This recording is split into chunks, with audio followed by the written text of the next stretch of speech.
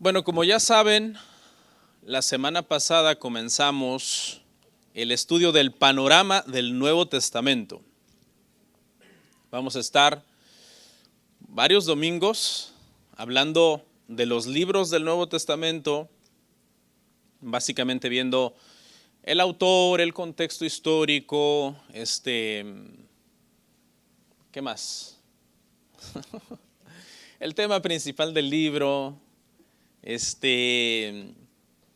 algunos pasajes, por ejemplo, que han sido malinterpretados, y hay como una ahí, va a estar bien profundo, la verdad. Va a estar bien profundo y bien interesante, hermanos. Bueno, la semana pasada, hermano, ¿cuál fue nuestro tema? No sé si se recuerdan, ¿alguien se recuerda cuál fue nuestro tema?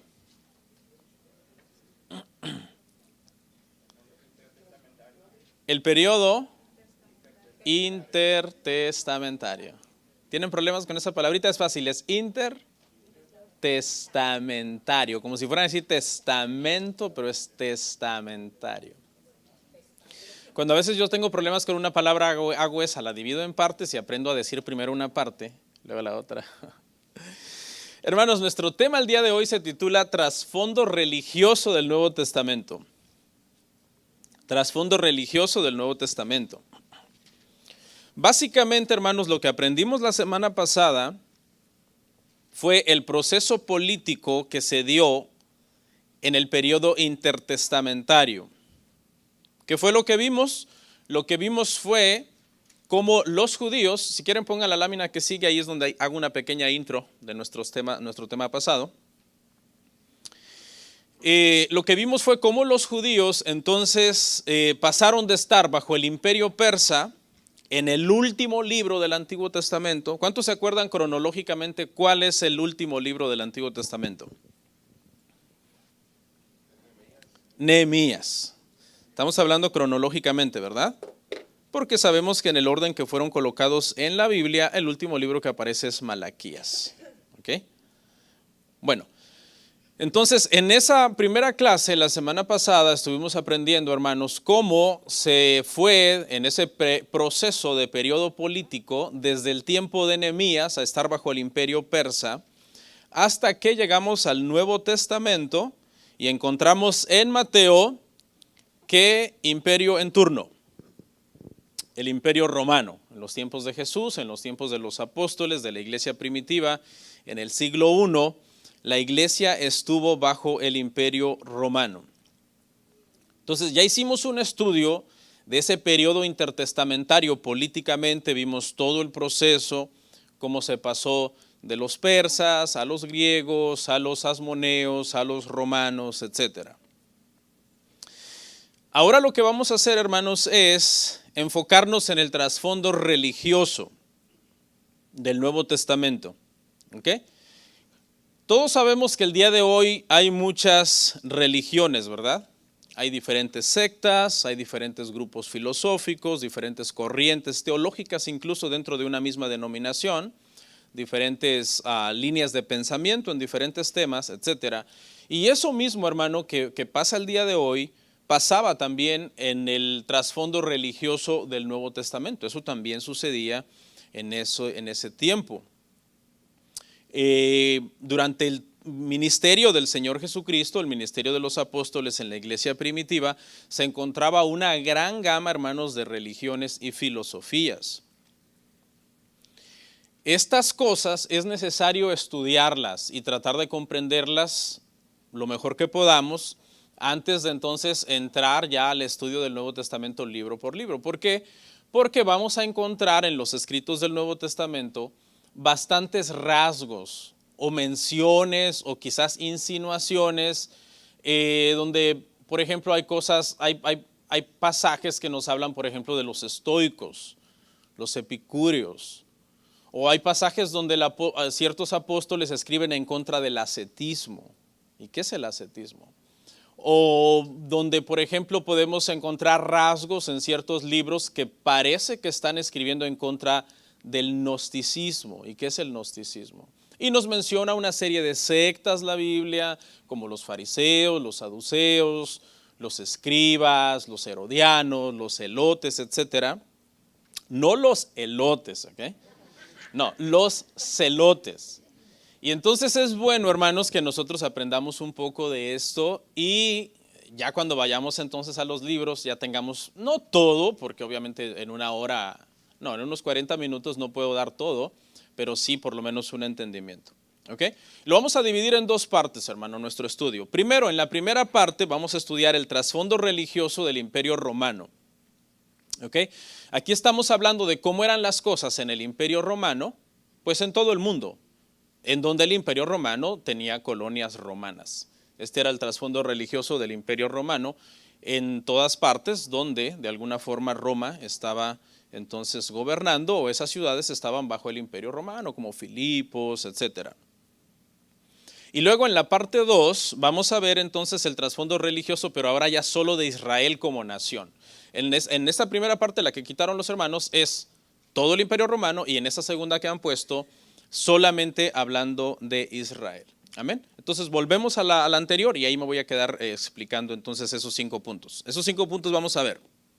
En el punto número 1, el panteón grecorromano, el culto al emperador, las religiones del misterio, el gnosticismo y otras filosofías. Voy a ser breve, son 5 puntos y es solamente el encabezado 1, luego vamos a ver 9 puntos en el encabezado 2. ¿Okay? Bueno, ¿qué es el panteón grecorromano? Para empezar, ¿qué significa panteón? Porque no sé si usted ha escuchado, ¿no? Cuando vamos a enterrar a alguien lo llevamos al panteón. ¿Y qué significa panteón? Bueno, panteón es una palabra, hermano, compuesto por dos partes, pan, todo, y teón, dioses. ¿Ok?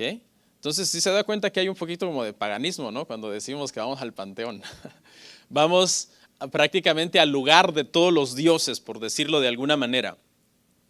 Lo que quiere decir es que es un conjunto de dioses en los cuales una cierta cultura o grupo creía. Entonces, cuando hablamos del panteón grecorromano, nosotros sabemos, hermano, que el Imperio Romano era politeísta, tenían muchos dioses. Por eso es que era todo un panteón de dioses, pan, todos, teón, dioses, todos los dioses. Ahora, ponga atención en la palabra greco-romano, porque ahí no sé si alguien entiende ese término greco-romano que estamos queriendo decir.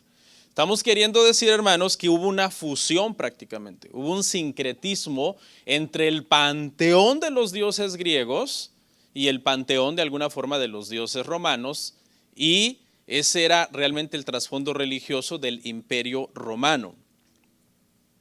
Cuando el Imperio Romano, hermanos, se comenzó a extender, entonces, hermanos, se mezcló con las religiones griegas. Los muchos dioses que encontramos, hermano, en el Nuevo Testamento con un cierto nombre griego, porque el Nuevo Testamento fue escrito en griego, tienen sus equivalentes en dioses romanos.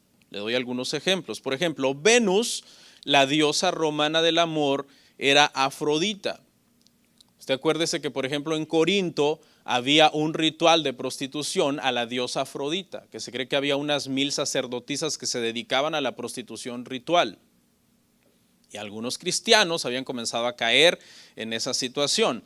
Marte, el dios de la guerra romano, era Ares. Y Ares lo encontramos en el Nuevo Testamento. Por ejemplo, cuando se habla de que Pablo fue llevado al Areópago, de ahí viene Ares, de Areópago, que estaba en una colina y fue donde él dio un discurso en Hechos 17. Diana, la famosa Diana de los Efesios, Hechos 19, era Artemisa. Júpiter, hay un pasaje en Hechos, de hecho aquí lo tengo abierto, Hechos 14, verso 12, donde a Pablo dice que lo llamaban Júpiter, a Bernabé, perdón, lo llamaban Júpiter y a Pablo Mercurio. Bueno, Júpiter era Zeus y Mercurio era Hermes. ¿Ok? Entonces vemos en el Nuevo Testamento varias incidencias, hermano, de esta mezcla, y por eso se le llama panteón grecorromano, es decir, los dioses romanos tenían sus equivalentes, o ya fuera diosas también, en el griego. Amén. Por ejemplo, Hechos 14:12 es uno que les acabo de mencionar, tenemos un episodio ahí Para comprobar eso, Hechos capítulo 19, donde se habla de Diana, la diosa de los Efesios, y Hechos capítulo 17, donde Pablo dio uno de sus famosos discursos en Atenas, en el Areópago, o lo que algunos llaman la colina de Marte. ¿Ok? Entonces eso es a grandes rasgos. Ya obviamente aquí podríamos entrar y analizar pasaje por pasaje y conocer un poco más acerca del panteón greco-romano. Pero acuérdese esto entonces, eran politeístas. Acuérdese que el politeísmo no tiene ningún problema con añadir un dios más a su panteón. ¿Cuál es el problema que ellos tienen? Que tú les digas que esos no son dioses y que tú tienes al verdadero Dios. Eso fue lo que trajo un choque tremendo entre el cristianismo entonces y el imperio romano en los primeros siglos. Ok, ahora vamos al punto 2, el culto al emperador. Ok, Roma, hermanos, comenzó entonces a exaltar de alguna manera a sus gobernantes a deidad. Al principio eso se hacía después, póstumo a la muerte del emperador, pero ya en los tiempos de Nerón se comenzó a pedir que por favor se les reconociera como deidad en vida. ¿Ok? Se les reconociera como una deidad en vida. Esto trajo también un gran problema, hermano, con los cristianos. ¿Por qué? Porque los cristianos obviamente pues no le iban a dar culto al emperador, hermanos. No le iban a reconocer como una deidad. No iban a decir Kaiseros Kyrios, ¿no? Que era la expresión griega que tenían que decir el César es el Señor, sino Jesús Kyrios, Jesús es el Señor. Y eso sabemos que fue lo que les trajo una persecución pues a ellos terrible. Pero como los cristianos no estaban dispuestos, hermano, a adorar a los emperadores, esto fue también considerado no solamente una falta de respeto a las deidades romanas, sino también una sospecha de traición, porque también se veía como una cuestión patriótica. Si tú le rendías culto al emperador, era señal de que eras un buen romano, ¿ok? O que estabas sometido de la forma correcta al imperio romano. Entonces los cristianos fueron acusados mucho como de querer armar revueltas, de querer armar rebelión en contra del imperio romano. Y eso también les trajo mucha hostilidad y mucha persecución. Y luego en el punto 3 tenemos, hermano, las religiones del misterio. Las famosas religiones del misterio son aquellas como hermandades secretas. El día de hoy existen de alguna manera, en algunos sentidos, ¿ok? Las religiones del misterio, que como que tratan de ver las cosas desde un punto de vista místico, como que si tú cumples ciertas reglas dentro de la organización, entonces tú podrías llegar a tener una unidad perfecta con la deidad, y si tienes una unidad perfecta con la deidad, entonces eso garantiza tu inmortalidad. Las religiones del misterio, hermano, hasta el día de hoy siguen trayendo mucha confusión a muchos cristianos. Muchos cristianos creen que el cristianismo tomó sus enseñanzas de las religiones del misterio y que entonces el cristianismo es una especie de mezcla de una serie de cosas. Pero la realidad es que los estudiosos, hermano, los más eruditos en estos temas, han llegado a la conclusión que fue al revés, que fue las religiones del misterio que tomaron ciertas cosas del cristianismo y ellos las usaron. Y entonces los enemigos del cristianismo dicen no. El cristianismo tomó esas cosas de las religiones del misterio. Eso de que eres sepultado en el agua y que naces de nuevo, o que comes el pan y bebes la sangre de la deidad, eso es un poco como de las religiones del misterio. Yo leí un libro muy interesante al respecto. Si alguien está batallando con este tema, yo se lo puedo recomendar, ¿ok? Pero entonces estas eran como ese tipo de hermandades que apelaban entonces a ciertos ritos y ciertos sacramentos que se tenían que hacer para tener esa unión perfecta con la deidad. Y como usted sabe, pues el cristianismo tiene ritos y tiene sacramentos. Entonces de ahí fue donde se comenzó a pensar que posiblemente el cristianismo había tomado sus enseñanzas de las religiones del misterio. En cuarto lugar, el gnosticismo. El gnosticismo. El nombre, hermano, gnosticismo proviene de la palabra griega gnosis, con una G al principio, y básicamente significa conocimiento. El día de hoy existen los gnósticos, ¿no? Y prácticamente lo que ellos creen, hermano, es que la salvación se obtiene por medio de cierto conocimiento. Un cierto conocimiento secreto, un cierto nivel de entendimiento. De hecho, los gnósticos dicen que el más grande gnóstico que ha existido fue Cristo, ¿no? Fue Cristo. Y entonces, ciertas personas que logran entender lo que Cristo dijo y logran obtener ese conocimiento, es por medio de ese conocimiento que llegan entonces a la salvación. Esta filosofía se basaba en el dualismo de Platón, que enseñaba básicamente, dualismo significa dos, ¿no? Y enseñaba prácticamente que la materia era mala y el espíritu era bueno. ¿Ok? Entonces, prácticamente este dualismo, hermano, enseña eso. Vamos a hablar un poquito más adelante de que prácticamente como el cuerpo es materia, el cuerpo es malo, se puede hacer lo que sea con el cuerpo y no pasa nada, no pierdes tu salvación en ningún momento en lo que hagas con el cuerpo, porque lo que importa es el espíritu, que es bueno. ¿Ok? Los gnósticos tenían este entendimiento, hermano, del mundo material. El entendimiento que tenían, Dios es muy bueno y muy santo como para haber creado el mundo material, porque el mundo material es ¿qué? De acuerdo al dualismo platónico, el mundo material es malo. Entonces decían, hay una contradicción en que un Dios santo y perfecto, que es bueno, haya creado el mundo material.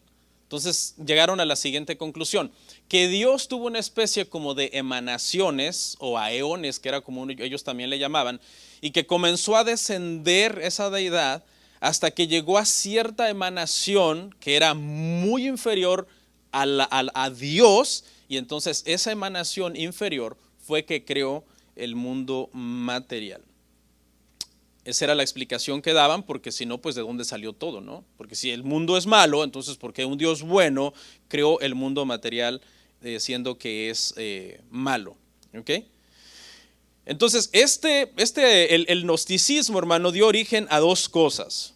Dos cosas dio origen el gnosticismo. En primer lugar, el ascetismo. No sé si alguien ha oído esa palabra alguna vez. ¿Qué es el ascetismo? ¿Quiénes eran los ascetas o quiénes son los ascetas? El ascetismo básicamente, hermano, de lo que habla es de una supresión de los apetitos y deseos del cuerpo. ¿Por qué? Porque de acuerdo al gnosticismo y dualismo platónico, el cuerpo es malo, por lo tanto al cuerpo no hay que darle lo que pide. Consistía básicamente entonces en restringir y controlar los deseos del cuerpo, porque eso era malo. De ahí salió, por ejemplo, el ermitañismo o el concepto de monasterio, como de apartarnos completamente del mundo, porque el mundo es completamente malo. Hubo, hermano, personas en los primeros siglos que hacían cosas tan ascetas, tan extremas, que entendían que disfrutar algo en el cuerpo era malo. Entonces se dice que hay unos que, por ejemplo, agarraban el pan y lo mezclaban con arena para no disfrutar el pan. Entonces, ¿imagina morder un pan con arena? No sé si usted alguna vez fue a la playa, se le cayó algo en la arena y ¿cómo te lo comes? Está lleno de arena. O un hombre que en una oportunidad vio pasar a una mujer que era muy atractiva y sintió un poco de atracción hacia ella, entonces se tiró en un arbusto lleno de espinas a revolcarse y a castigarse, como diciendo, no debería estar haciendo esto, porque darle libertad al cuerpo es malo, todo lo que es materia es malo. Pero estaba por otro lado, hermanos, una postura que lo interpretaban de diferente manera. Mire cómo para todo hay interpretaciones, ¿no? Estaba la postura libertina, que la postura libertina lo que decía es, si el cuerpo es malo y la salvación está en el espíritu y hagamos lo que hagamos en el cuerpo, no pasa nada, entonces lo que debemos hacer es gratificar al cuerpo. Deberíamos de darle al cuerpo entonces todo lo que el cuerpo pide, porque finalmente eso no afecta a la parte inmaterial, a la parte espiritual. Por un lado estaban entonces los que le prohibían todo al cuerpo, y estaban por el otro extremo los que le daban todo al cuerpo, todo lo que el cuerpo quería. El gnosticismo en sí, ya como una corriente, recibió su forma final más para finales del siglo II. ¿Ok? Hay algunos que dicen, entonces no hay rastros del gnosticismo en los escritos del Evangelio, porque sabemos que las últimas cartas del Evangelio se escribieron antes de los finales del siglo I. Pero lo que se cree, hermanos, es que ya empezaba entonces a manifestarse. Habían como las primeras manifestaciones del gnosticismo y ya en el siglo II se desarrolló más, como más organizado, pero se cree que libros como, por ejemplo, Colosenses y Primera de Juan, fueron escritas precisamente para refutar algunas posturas que eran emergentes, eran nuevas y eran débiles, pero ya eran posturas gnósticas. Y por último, otras filosofías. Además del gnosticismo, entonces existían otras filosofías, podríamos mencionar dos puntualmente, y la filosofía vino, hermano, a razón de que dice la Biblia en Hechos 17:21, que los hombres estaban siempre buscando algo nuevo. Entonces se ponían a razonar sobre las cosas, sobre la vida, a filosofar, y así fue como había muchas filosofías. Ese fue el trasfondo religioso del Imperio Romano, estaba lleno de filosofías. Por ejemplo, dos se mencionan puntualmente en las Escrituras, ahí en Hechos 14:12, el epicurismo, que enseñaba que el placer era el principal bien de la vida. Prácticamente el lema de los epícuros era: come, bebe y gózate porque mañana morirás. Promovía el hedonismo, es decir, el alcance de la felicidad por medio del placer. Y estaba el estoicismo. Ustedes han escuchado esa palabra en su variante, por ejemplo, estoico. Alguien sufrió algo estoicamente, que quiere decir que sufrió muy valiente y no se quebró y aguantó hasta el final. Y viene precisamente de esta corriente del estoicismo, que prácticamente lo que ellos enseñaban era la aceptación de todas las cosas. Decían, ya todo fue determinado por una razón principal a la cual ellos llamaban logos, y entonces decían, eso ya no se puede cambiar. Nosotros lo que tenemos que hacer es aprender a no sufrir por las cosas que ya están determinadas, sino a estoicamente enfrentarlas y no dejarnos prácticamente sentir nosotros que nos está afectando eso. ¿Okay? Eso era el estoicismo. En general, hermanos, había otras filosofías, pero todo consistía en este trasfondo, hermano, en superstición, sincretismo, y pues este era el ambiente en el cual el cristianismo se comenzó a desarrollar, hermanos, en el siglo I. En un mundo confuso en el aspecto filosófico y religioso. Obviamente, hermanos, la filosofía y todas estas corrientes, hermano, cuando no son para reconocer a Cristo, pues obviamente han fracasado, ¿no? Han fracasado porque no entienden la naturaleza humana. La naturaleza del hombre es que el hombre es creado por Dios, hecho a imagen y semejanza de Dios, que el hombre cayó en pecado, que el hombre por tanto necesita una restauración, que no se puede restaurar solo, que necesita un Salvador y que ese Salvador es Cristo. Y esa fue la lucha prácticamente en los primeros siglos, ¿no? Del cristianismo, tratar de hacer entender a todo este trasfondo religioso que el camino a la salvación, la vida eterna, es Cristo. De hecho, Juan, ¿qué dijo? Juan dijo, el verdadero logos es Cristo, ¿no? Porque este término logos, hermano, era un término del estoicismo, ¿no? Era un término del estoicismo porque ellos decían, es la razón principal, es el ser principal de quien emana todo.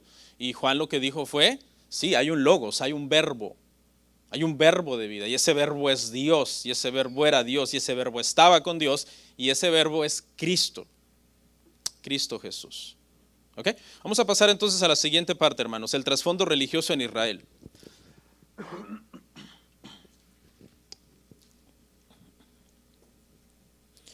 Entonces lo que vimos en la parte A de esta enseñanza, hermanos, fue en todo el Imperio Romano.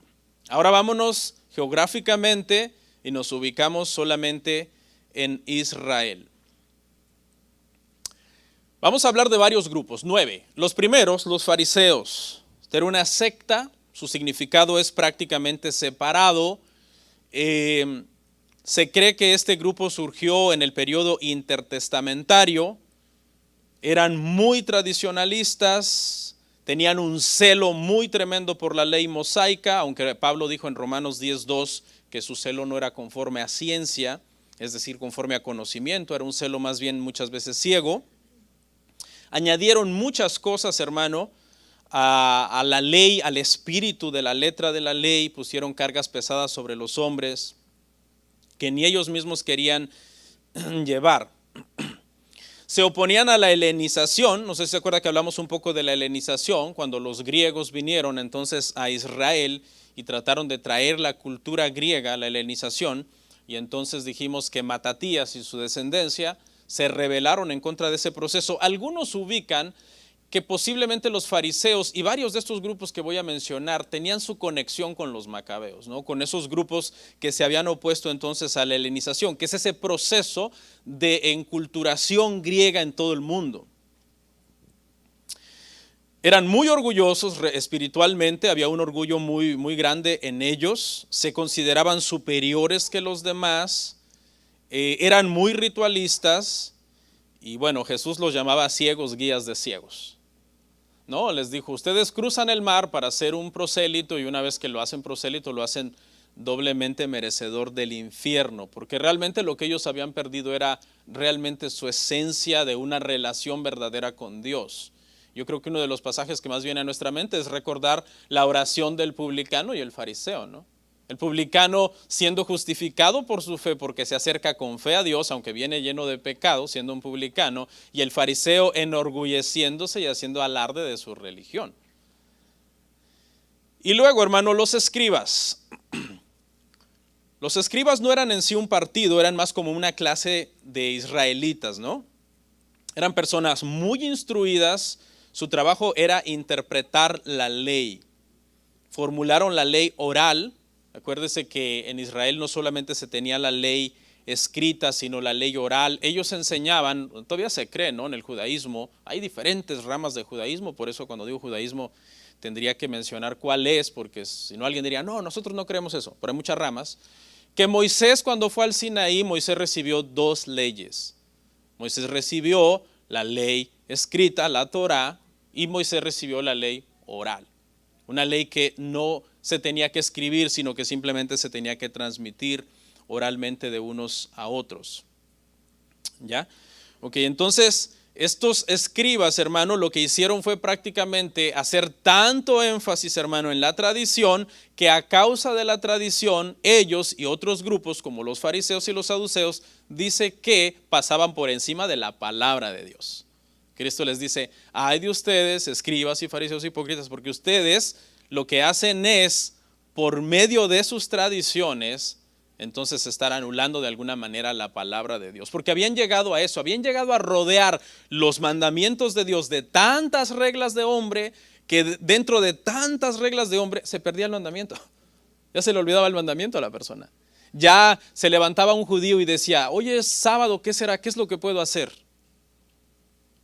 Y el mandamiento es bien sencillo, ponte a orar, ponte a leer la Biblia, ponte a darle gracias a Dios. No vayas a trabajar y adora a Dios, ¿no? El tiempo era para dárselo a Dios, pero como lo habían rodeado de cosas como por ejemplo, mirarte a un espejo es pecado. Porque qué tal si te miras una cana y te dan ganas de arrancártela y eso ya es trabajo. Entonces la gente estaba rodeada, eso habían provocado los escribas de alguna manera, ¿no? Rodear. ¿Cuánto puedo caminar? Es sábado, ¿cuánto puedo caminar? Ellos habían hecho leyes para ese tipo de cosas, ¿no? Grupo 3, los saduceos. Este grupo también se remonta al periodo intertestamentario. Algunos piensan que su nombre puede tener 2 orígenes.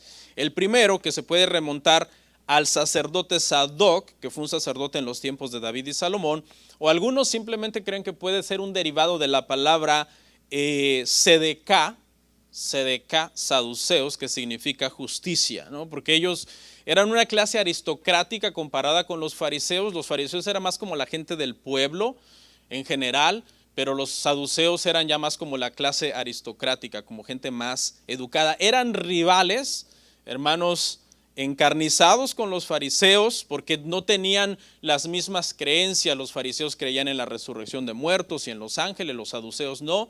De hecho, Pablo astutamente, una vez que lo estaban enjuiciando, se dio cuenta que unos eran fariseos y unos eran saduceos y usó ese tema de la resurrección para dividirlos, ¿no? Y debilitarlos entre ellos. Pero los saduceos, hermano, eran muy importantes. Aunque eran menos en número, eran muchos más los fariseos, tenían mucho peso porque su influencia de alguna manera era económica y sacerdotal. Los esenios, la que sigue, los esenios. Este grupo no es mencionado en sí directamente. O sea, si usted busca la palabra esenios en el Nuevo Testamento, no está. ¿Ok? Sin embargo, sí se cree que se hace referencias a los esenios. Los esenios, hermano, eran más extremos que los fariseos. Los esenios eran una especie como de ermitaños. Se habían prácticamente aislado. Se cree que de hecho se habían ido a vivir al desierto. No querían estar en medio de la sociedad y en medio del pueblo, considerándolo al pueblo como corrupto, ¿no? Y eran bastante extremos. También se les rastrea probablemente al periodo de los macabeos, que estaban tan en contra de la helenización que se fueron prácticamente a vivir en los desiertos de Qumran, por ejemplo. Eran muy estrictos, eran muy rígidos, no son mencionados entonces por nombre. Hay algunos pasajes que dan a entender eso. Hay algunos que han dicho que Juan el Bautista pudo haber sido un esenio, ¿no? Que andaba en el desierto, vestido de una forma rudimentaria, comiendo miel con langostas. Me refiero a una langosta no de las del mar, ¿no? Sino insectos. Los herodianos. ¿Quiénes eran los herodianos? Bueno, la clase pasada vimos todos los Herodes, ¿se acuerda? Vimos una clase de todos los Herodes. Por cierto, investigué la pregunta al hermano Avi, y sí puede ser que tenga que ver con dinastía, ¿no? Que como era una dinastía, se pasaban el nombre unos a otros, porque era una dinastía. Estos herodianos entonces, hermano, eran una especie de partido político corrupto, porque acuérdense que los Herodes no eran israelitas, dijimos que los Herodes eran ¿qué? Edomitas, descendientes de Saúl. Entonces esta gente era bien despreciable, porque siendo hermanos, muchos de ellos israelitas, eran herodianos, o sea, estaban a favor de este gobierno, un gobierno corrupto que había sido impuesto por Roma. Políticamente hablando, los oprimía, pero también genéticamente hablando, no eran descendientes de Israel. Entonces, esta gente, hermanos, eran considerados también de lo peor. Por lo general se cree que eran recaudadores de impuestos. Es probable entonces que los publicanos, muchos de los publicanos llamados publicanos, ¿no? Como Mateo, es posible que hayan tenido una tendencia entonces herodiana. Aceptaban la helenización, ellos estaban a favor de la helenización y a favor del gobierno en turno en manos de los Herodes. Lo único que buscaban entonces era en sí poder político, influencia, ¿no? Hay un pasaje, hay varios, pero en Marcos 3:6, por ejemplo, se dice que estos eran obviamente enemigos de Cristo, pero cuando llegó el momento, se unieron entonces con otros grupos como los fariseos para hacer un antagonismo. No se llevaban con los fariseos, obviamente. El fariseo y el publicano ¿era qué? Eran enemigos, ¿no? De hecho, ese fue el propósito de hacer la ilustración de Cristo en la oración del fariseo y el publicano. Así que herodianos y fariseos se odiaban, pero en Marcos 3 tenemos un escenario bien interesante, porque cuando vieron un enemigo en común que era en Cristo, se unieron, ¿no? Y los celotes, el número 6. Este grupo es un poco difícil de identificar. Se cree que era un grupo que eran tan celosos de las cosas de Dios que decían, nuestro único gobernante es Dios. Nosotros no reconoceremos ningún otro gobierno sobre esta tierra, solo Dios. Es probable que hayan estado en contra aún de la clase sacerdotal, ¿no? De Israel, porque el sacerdote tenía esa autoridad religiosa también como política. Estaban en constantes revueltas entonces, porque eran los inconformes, no eran los que decían, a mí solamente me gobierna Dios, nadie más. Estaban en constantes revueltas contra Roma, contra quien fuera, que no se apegara prácticamente a su modo de entender las cosas. Y luego el Sanedrín, el número 7, vamos a hablar un poquito del Sanedrín. Esta palabra se derivó del griego, básicamente lo que significa es estar sentados juntos. Era como una especie de concilio, una especie, hermanos, de tribunal de gobierno. Roma había puesto bajo su yugo a Israel, pero los había permitido, les había dado cierta libertad de tener su propio gobierno. Y este Sanedrín entonces era un grupo de 71 ancianos, donde el número 71 era el sumo sacerdote que presidía este Sanedrín y entonces tomaban decisiones. Cristo tuvo muchos problemas con el Sanedrín, hicieron de hecho cosas ilegales, ellos hicieron cosas ilegales para poder condenar a Jesús, porque Jesús después de su juicio fue encontrado inocente, pero ya habían determinado matarlo desde antes de la corte, desde antes de los juicios. Creo que podemos encontrar rastros del Sanedrín en el Antiguo Testamento, ¿no? Cuando Moisés convocó también a 70 ancianos y también creó un sistema de gobierno para Israel en ese sentido. ¿Okay? Número 8, la sinagoga. La sinagoga es una palabra que simple y sencillamente significa una reunión de gente o una congregación. Era un lugar de reunión para estudiar las escrituras, para darle culto a Dios. La sinagoga fue algo que fue tomando mucha importancia debido a que, como vimos en la clase pasada, en el año 586 a.C., los babilonios destruyeron el templo, que era el lugar de reunión, y fueron llevados cautivos los judíos.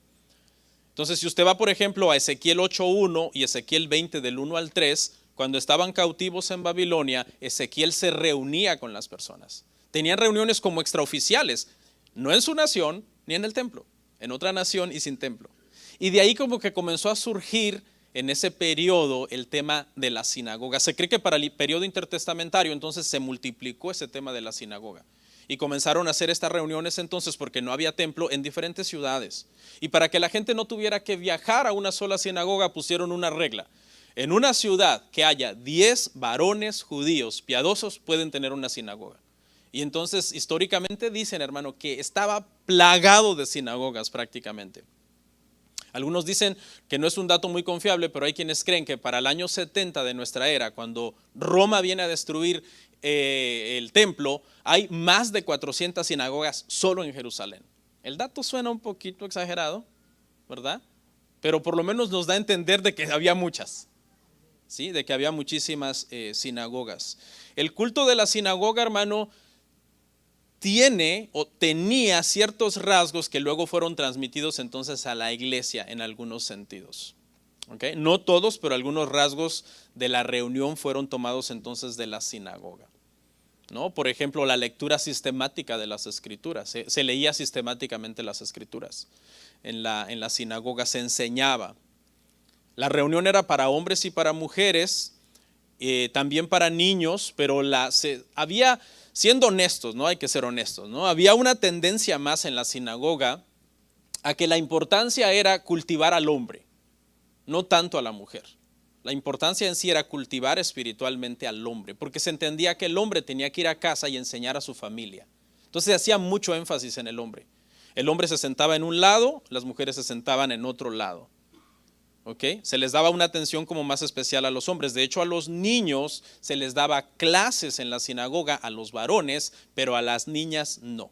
A las niñas se les tenía que enseñar en casa. Y lo hacían por esta cosmovisión que tenían en el siglo I y antes de Cristo, obviamente, la cultura como era en ese entonces, ¿no? O sea, la mujer crecía, se casaba y estaba en casa. Y el hombre tenía que trabajar, estar preparado, enseñar la palabra, guiar a su esposa, etcétera. Por cierto, hay sectas judías, hermano, que existen el día de hoy en la tierra de Israel, que han llevado eso al extremo y no trabajan. Los hombres no trabajan, para nada, la mujer trabaja. El hombre se dedica todo el día a estudiar la ley, a memorizarla y a orar. No se vayan a querer ir a vivir allá, hermanos, ¿ok?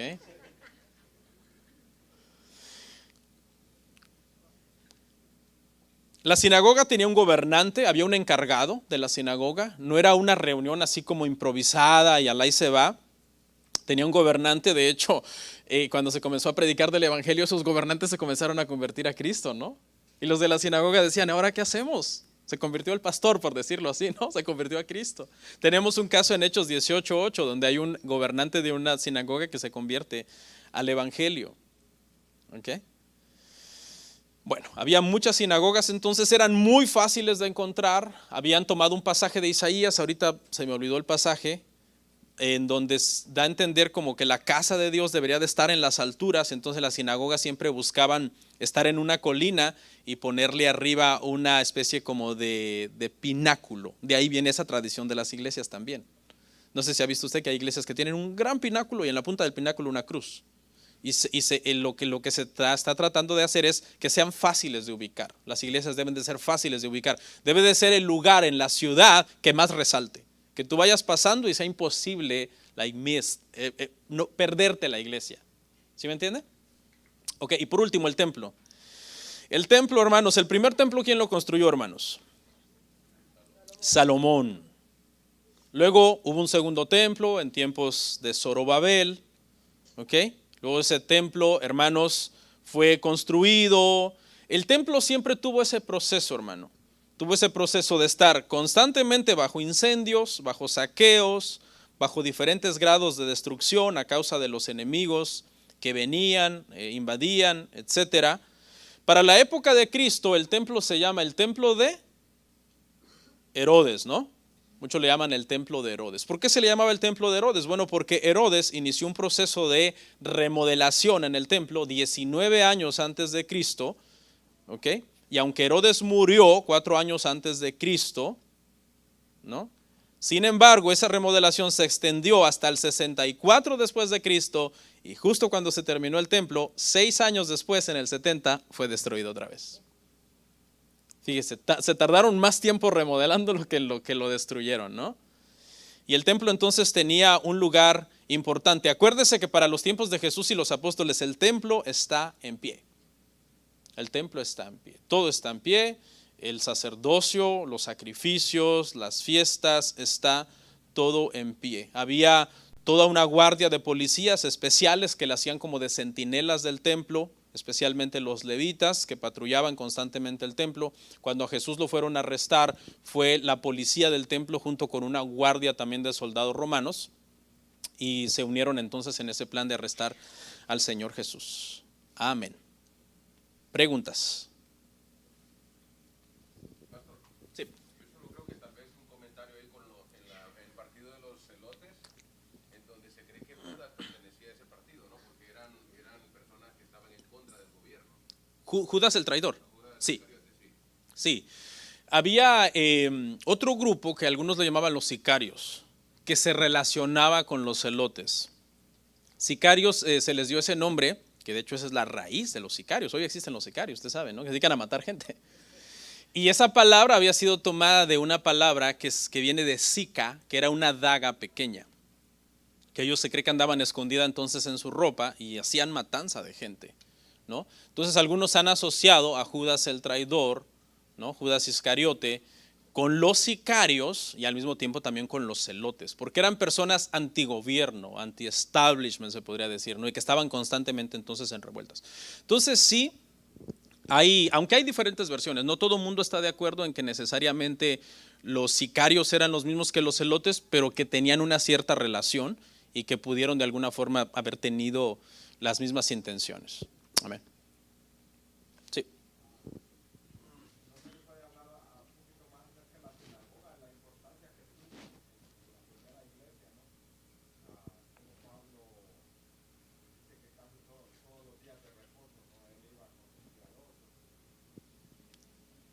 Sí, sí, es un dato interesante porque en la sinagoga la única regla para poder participar era que tú fueras una persona que llegabas ahí como invitado y te daban participación.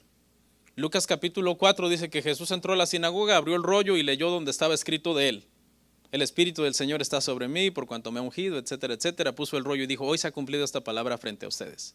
Y hay un pasaje, me parece que es, si lo pueden ver ahorita mismo, Hechos 17, 1 y 2, donde Pablo llega a Tesalónica y también Pablo es un invitado, ¿no? Hay una sinagoga ahí, llega y le dan participación.